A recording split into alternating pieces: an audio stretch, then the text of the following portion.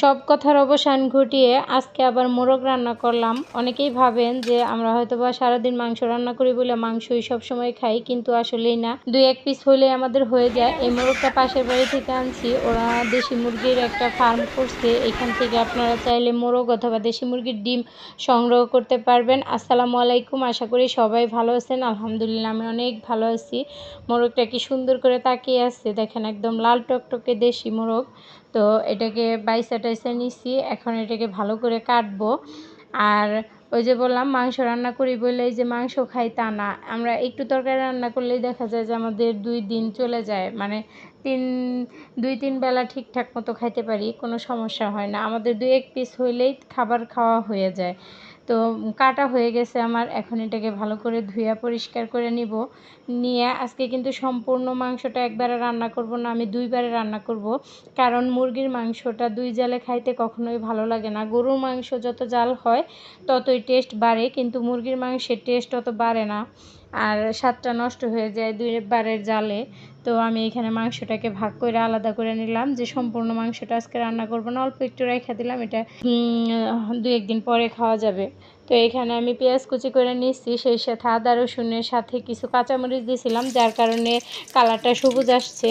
আর অনেক সুন্দর একটা কালার আসে তরকারির এইভাবে কাঁচামরিচ ব্লেন্ড করে দিলে। তো আমি পাতিলের মধ্যে পেঁয়াজটাকে ভালো করে বেরেস্তার মতো ভাজা নিলাম, সেই সাথে আদা রসুন যে কাঁচামরিচের পেস্টটা ছিল ওটাকেও একটু ভালো করে ভাজা নিব। এই তরকারির মশলাটা যত সুন্দর করে ভাজা হবে তরকারির টেস্ট তত বাড়বে, তরকারি তত মজা হবে। আর এখানে সব শুকনো মশলাগুলো আমি দিয়ে দিতেছি, এর মাঝখানে আবার দেখলাম যে নিচে লাগে গেছে, তো একটু পানি দিয়ে দিলাম। পানি দিয়ে আর যে মশলা ছিল ওটা দিয়ে দিব, মানে গরম মশলা যেটাকে। তো মশলা দিয়ে আমি এখন এই ঝোলটাকে ভালোভাবে কষায় পানি একদম শুকায় নিব, না হলে মুরগির থেকেও তো পানি মোরগের মাংসের থেকেও পানি ছাড়বে, তো এর কারণে পানিটাকে শুকায় নিতে হবে। তো শুকানো হয়ে গেছে আমার, এখানে এখন মাংসটা দিয়ে দিলাম, সাথে আমি বেশ কিছু আলু দিয়ে দিচ্ছি, যেহেতু আমরা আলু খাইতে পছন্দ করি তাই আলু দিয়ে দিচ্ছি। এখন আস্তে আস্তে জাল দিয়ে মাংসটাকে ভালো করে কষাবো। কষানো হয়ে গেলে এখানে আবার পরিমাণ মতো ঝোল দিতে হবে সিদ্ধ হওয়ার জন্য, যেহেতু দেশি মোরগ একটু শক্ত থাকতে পারে, যার কারণে অনেকটা সময় ধরে আমি ভালো করে কষাইছি। কষানোর পরে একটু ভালো করে ঝোল দিয়ে দিলাম, এই ঝোলটা পরিমাণ মতোই দিছি।